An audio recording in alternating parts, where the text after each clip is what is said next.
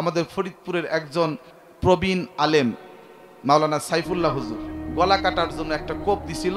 হুজুরের নাকের কিছু অংশ কেটে গেছে, উপরে ঠোঁটটা পড়ে গেছে, উপরের দাঁত সবগুলো পড়ে গেছে।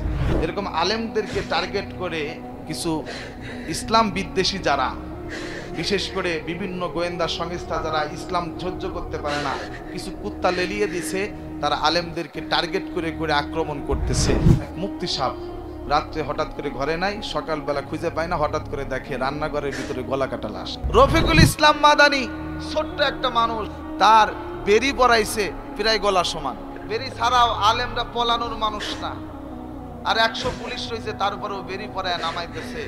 অনেকে অনেকভাবে তাকে কটূক্তি করে, অনেক আলেমের মুখেও শুনছি আল্লাহ মাফ করে দাও, বলে এতটুকুন মানুষ এত কথা বলতে গেছে কা? আরে বেটা তুমি পারো না, চুপ করে বসে থাকো।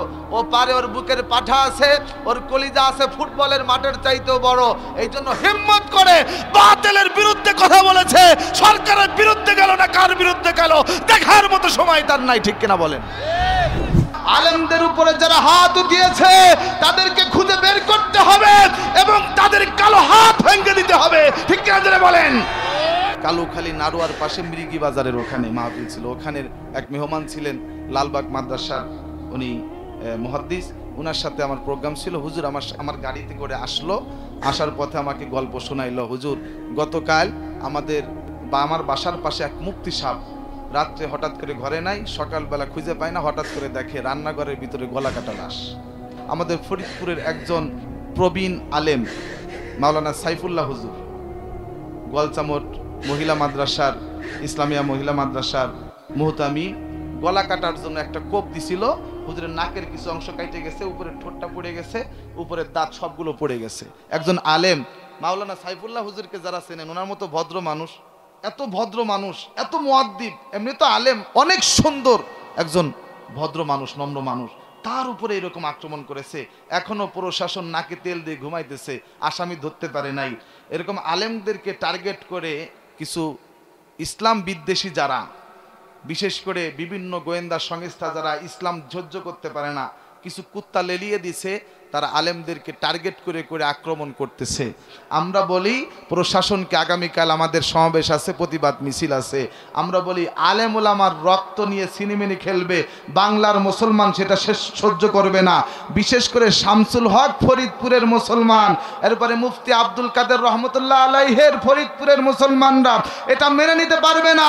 আলেমদের উপরে যারা হাত উঠিয়েছে তাদেরকে খুঁজে বের করতে হবে এবং তাদের কালো হাত ভেঙে দিতে হবে, ঠিক কিনা যারা বলেন? এই আন্দোলনে, কারণ আলেম ওলামা হচ্ছে নায়েবে রাসূল, নবীর ওয়ারিস। আলেমের গায়ে হাত তোলা মানে রাসূলের গায়ে হাত তোলা। কোন মুসলমান ইমানদার একজনের গায়ে এক ফোঁটা রক্ত বাকি থাকতে আলেমদের ইজ্জত নিয়ে ছিনিমিনি খেলবে, আমরা মেনে নেব না, ঠিক কিনা যারা বলেন? যদি ডাক আসে আলেমদের পক্ষে আন্দোলন করতে হবে, এই বিচারের পক্ষে আমরা কারা কারা তৈরি আছি, আমরা দুই হাত উঁচু করে আল্লাহকে দেখায় দেই।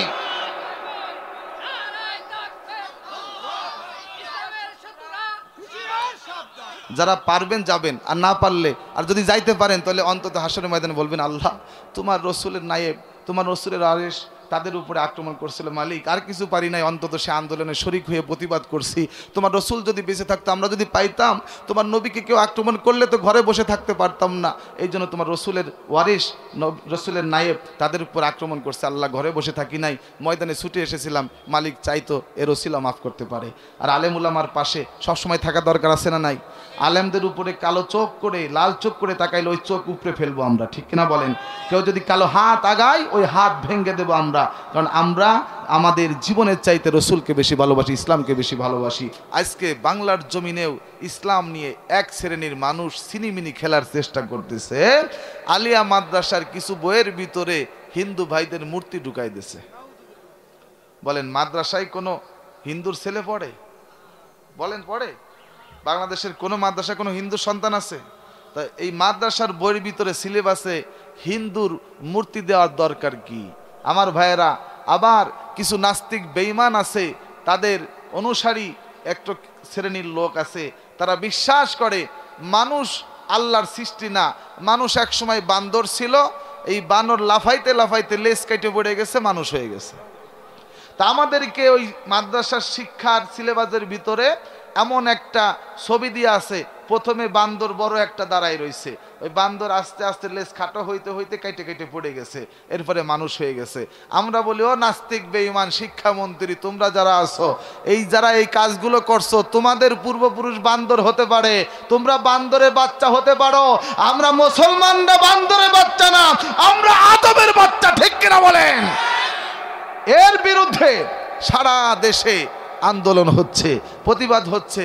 পীর সাহেব চরমনাই নায়েবে আমির ফয়জুল করিম আন্দোলন করেছেন, প্রতিবাদ করেছেন, হক্কানি আলেম ওলামা প্রতিবাদ করছে, আমরাও প্রতিবাদ করতে চাই।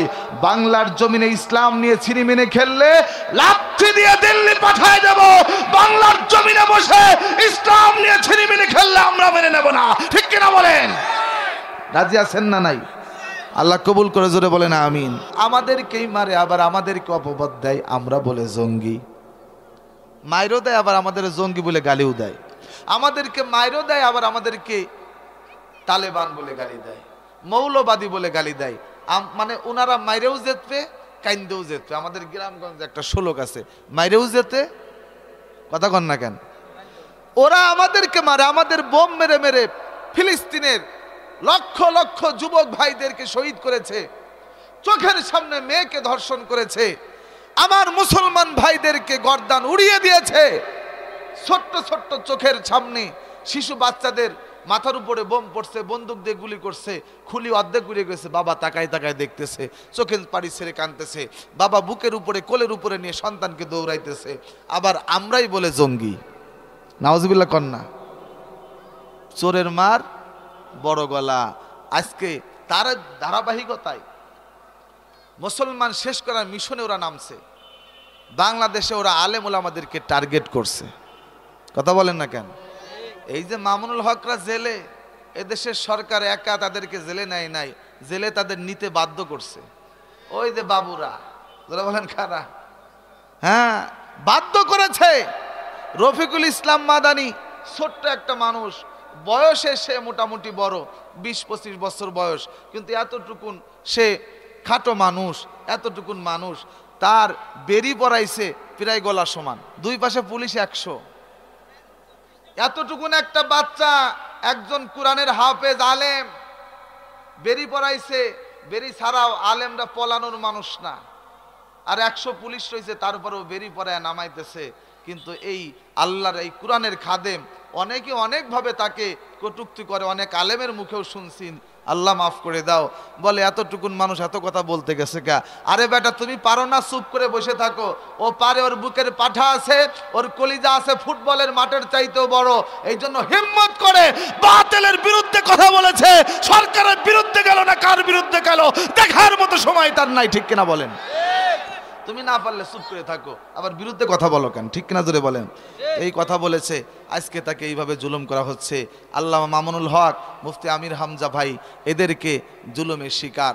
আপনারা জানেন বাংলাদেশে এখন আলেম নিধন করা, আলেম শেষ করা একটা মিশন চালু হয়েছে। ওই যে বিভিন্ন ইহুদি খ্রিস্টানদের ইসরায়েলি সংস্থা, তাদের যে গোয়েন্দা বিভাগ আছে, তারা কিছু কুত্তা লেলিয়ে দিয়েছে আলেমদের পিছনে। হঠাৎ করে তাকায় দেখে বেলাল নাই, বেলাল নাই, কোথাও বেলাল রে পাওয়া যায় না। বেলাল গাট্টিগুলো গোল করে মদিনা থেকে রওনা করছে, মদিনায় থাকবো না। আবু বকর ডাক দিয়ে কয় তোমরা কারা গো, জলদি করে বেলাল রে একটু ধরে আনো। আমার বেলাল কই? মসজিদে নববীর মিনারে কে আজান দিবে? বেলাল কই? বেলাল রে খুঁজে আনো। কোথাও পাওয়া যায় না। সাহাবারা খুঁজতে খুঁজতে পাইলো বেলাল মদিনা থেকে বের হয়ে যাইতেছে। এবার সকলে মিলে বেলালের হাতে পায়ে ধরে ডাক দিয়ে কয় বেলাল ভাই, তোমাকে হযরত ওমর রাদিয়াল্লাহু তাআলা আনহু নবীর সব চাইতে প্রিয় সাহাবী, বড় সাহাবী, তোমাকে একটু যাইতে বলছে। এবার বেলাল আসলো। আবু বকর ডাক দিয়ে কয় বেলাল ভাই, তুমি গাট্টি গুলো গোল করে কাপড় চোপড় নিয়ে তুমি কোথায় রওনা করছো? এবার বেলাল ডাক দিয়ে কয় ভাই রে, যেই মদিনা আমার নবী নাই, ওই মদিনা আমি বেলাল পাগল থাকতে পারবো না। কেন রে বেলাল, কি হয়েছে রে? আমার নবী দুনিয়ায় নাই, আমি আজানকারে শোনাবো। আমি আজান দিলে পারে আমার পয়গম্বর মসজিদে এসে নামাজ পড়াইছে, এখন আমি কারে আজান দিব? কে আমার আজান শুনে মসজিদে নববীতে ইমামতি করবে? যেই মদিনা আমার পয়গম্বর নাই, ওই মদিনা আমি থাকতে পারবো না। আবু বকর ডাক দিয়ে কয়, ভাই আমিও তোমার চাইতে কম ভালোবাসি না, ওমর তোমার চেয়ে কম ভালোবাসে না, উসমান আলী ফাতেমা আমার পয়গম্বর রে কিন্তু কম ভালোবাসে না, কিন্তু ভাই কেউ তো মদিনা থেকে যায় না, তুমি বেলাল কেন চলে যাও? বেলাল ডাক দিয়ে কয়, ভাই আমি পাগল মানুষ, আমি অত শত বুঝি না, তোমাদের প্রেম তোমাদেরকে মদিনায় থাকতে দেয়, আমি বেলালের প্রেম আমারে মদিনায় থাকতে দেয় না। আল্লাহু আকবার বলেন।